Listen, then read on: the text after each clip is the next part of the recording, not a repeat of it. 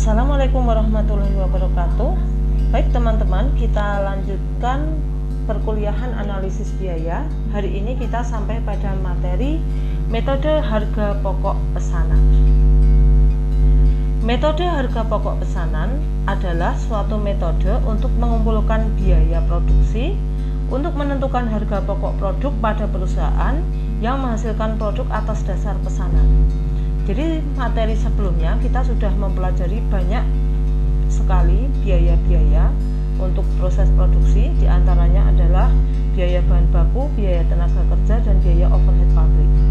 Nah, kalau kita sudah mengenal biaya-biaya tersebut, maka sekarang adalah waktunya kalian untuk mengumpulkan biaya-biaya produksi yang sudah dikeluarkan untuk membuat suatu produk, sehingga kalian bisa menentukan harga pokok produk dari produk yang dihasilkan.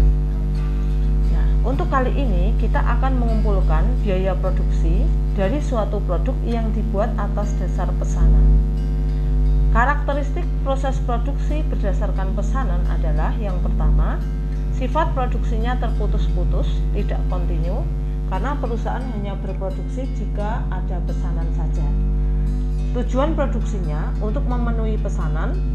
Bentuk produksinya sesuai dengan spesifikasi pesanan, jadi bukan merupakan produk massa yang bentuk produksinya adalah sama semua, tetapi ini sesuai dengan spesifikasi pesanan. Dasar produksinya adalah order.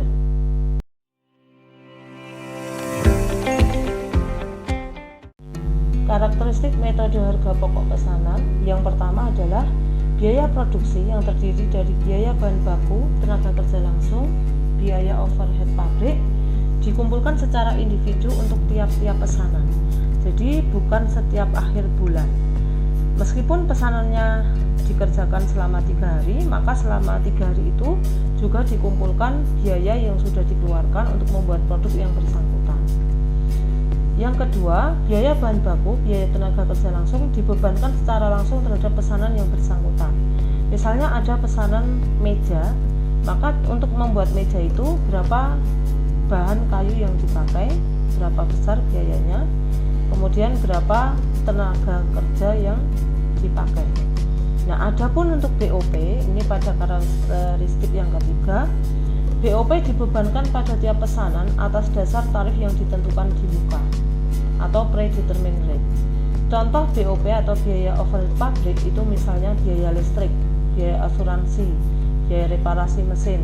Nah, selama 3 hari ketika perusahaan mengerjakan pesanan meja itu, kita belum tahu berapa biaya listrik totalnya. Nah, tetapi produk meja itu tetap harus dibebani biaya listrik karena selama 3 hari mengerjakan pesanan meja tersebut ada listrik yang digunakan. Nah, oleh karena itu kita harus bisa memperkirakan kira-kira berapa besar biaya overhead pabriknya. Sehingga di sini BOP ditentukan berdasarkan tarif yang ditentukan di muka atau predetermined rate. Yang keempat, untuk menentukan bahan baku, biaya tenaga kerja langsung, dan BOP pada tiap-tiap pesanan digunakan kartu harga pokok pesanan. Berikut contoh dari kartu harga pokok pesanan. Di sini ada pesanan buku akuntansi biaya sebanyak 800 eksemplar, kemudian harga pesanannya adalah 8 juta. Nah, kartu harga pokok pesanan ada 3 kolom utama, yaitu kolom biaya bahan baku, kolom biaya tenaga kerja langsung, dan kolom biaya overhead pabrik. Dari jurnal atau dari catatan biaya bisa kita lihat berapa bahan baku yang dipakai. Nah, kemudian berapa tenaga kerjanya, berapa BOP-nya. Pada bagian bawah di sini kita rekapitulasi harga pokok. Biaya bahan baku ditambah biaya tenaga kerja langsung ditambah biaya overhead pabrik, di sini total adalah Rp5.440.000. Untuk mencari harga pokok persatuan produk, maka dari total biaya itu dibagi dengan jumlah produknya yaitu 800 eksemplar. Rp5.440.000 dibagi dengan 800 yaitu 6.800 eksemplar. Siklus akuntansi biaya dalam metode harga pokok. siklus akuntansi biaya dalam metode harga pokok pesanan disesuaikan dengan siklus pembuatan barang dan karakteristik pengumpulan harga pokok pesanan. Jadi untuk mengumpulkan biaya supaya lebih teliti, kalian harus paham siklus akuntansi biaya. Yang pertama, ketika kita mau membuat barang berasal dari material yang kita simpan di gudang bahan baku. Di gudang bahan baku di situ ada biaya-biaya yang mungkin terjadi, yaitu biaya bahan baku itu sendiri, biaya asuransi gudang, biaya listrik, mungkin biaya tenaga kerja orang yang menunggu gudang. Nah, kemudian setelah masuk di pabrikasi, di situ ada biaya tenaga kerja, kemudian biaya fasilitas pabrik, misalnya biaya asuransi mesin, biaya reparasi mesin, biaya penyusutan mesin, juga biaya penyusutan dari gedung pabrik itu sendiri.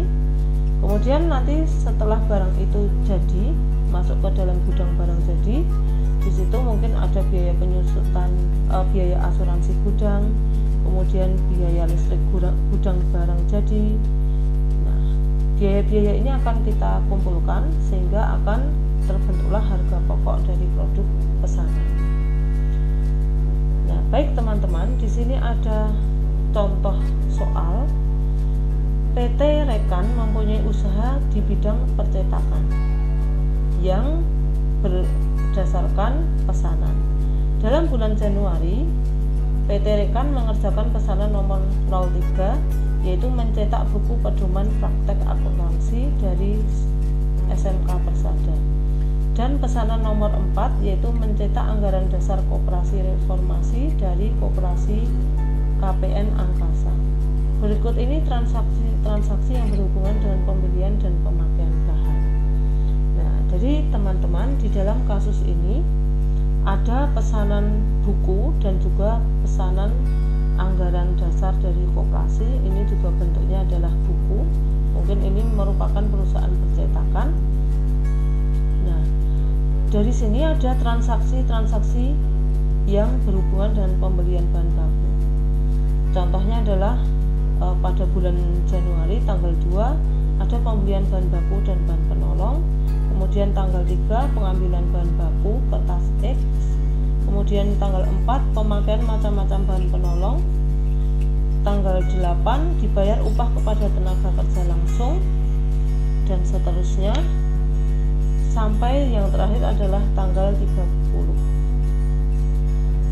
Nah, kalian diminta untuk membuat jurnal-jurnal yang diperlukan dan kalian diminta untuk membuat harga pokok pesanan. Nah, untuk pembahasan dari tugas ini nanti bisa dilihat pada modul Bu Erni. Nah, presentasi Bu Erni cukupkan sekian dulu. Terima kasih. Wassalamualaikum warahmatullahi wabarakatuh.